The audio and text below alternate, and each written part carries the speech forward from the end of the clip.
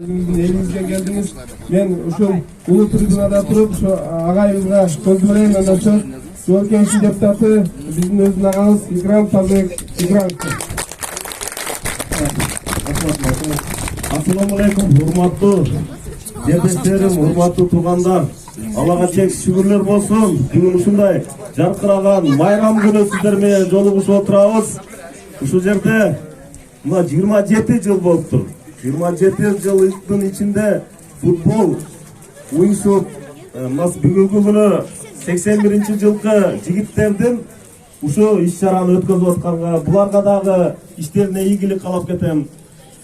Элибизде, жерибизде тынччылык болсун. Мамлекетибизди сырткы душмандардан сактасын.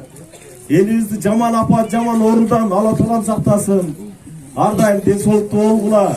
Ар дайым элибизде, жерибизде өнүгүү өсүү болсун.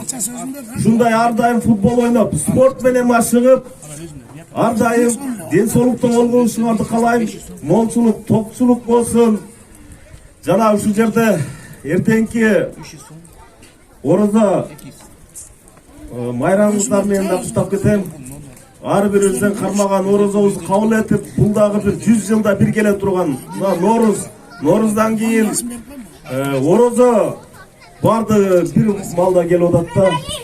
Элибизге, жерибизге тынччылык болсун, күчтүүлөр утsun.